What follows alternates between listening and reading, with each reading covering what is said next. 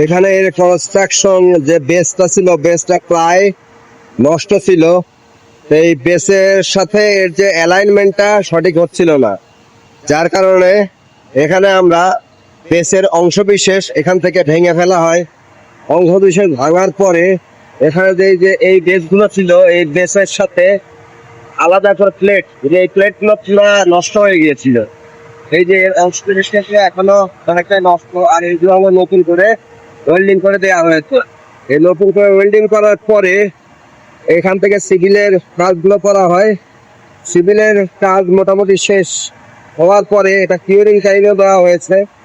Curing time দেওয়ার পরে এখানে এই যে নতুন যে মোটরটা সংযোগ দেওয়া হয়েছে, এবং নতুন মোটর সংযোগ দেওয়ার পরে এটা আবার অ্যালাইনমেন্ট সম্পন্ন করা হয়, এবং সবকিছু দেওয়ার পর এই যে পাম্পটি আবার চালু করা হয়, এবং পাম্পটি কিন্তু সুন্দরভাবে চলমান আছে।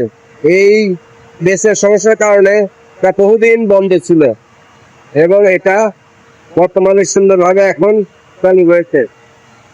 আগে এখানে আরো একটি পাম্প, এই যে এই পাম্পটি চলমান ছিল, এবং এটি সবসময় চালু থাকতো, কুলিং ওয়াটার লাইনের সাথে সংযোগ এটি। এই পাম্পটি সবসময় চালু থাকতো এবং এটি বন্ধ ছিল। এখানে কিন্তু একটা স্ট্যান্ড বাই থাকে। এই পাম্পটি চালু থাকার কারণে এটা যেহেতু বন্ধ ছিল, সহজে কোনো সমস্যা হলে আর এটা চালানো সম্ভব হতো না, ফলে প্রচুর সংশ্লিষ্ট সমস্যা ঘটার সম্ভাবনা ছিল। তো অতি দ্রুততার সাথে এইটার বেস সিভিলের কাজ করে এখান থেকে এটা সুন্দরভাবে নতুন করে আবার সবকিছু করে এটা ইনস্টল করা হয়, এবং এটি বর্তমানে চালু রয়েছে।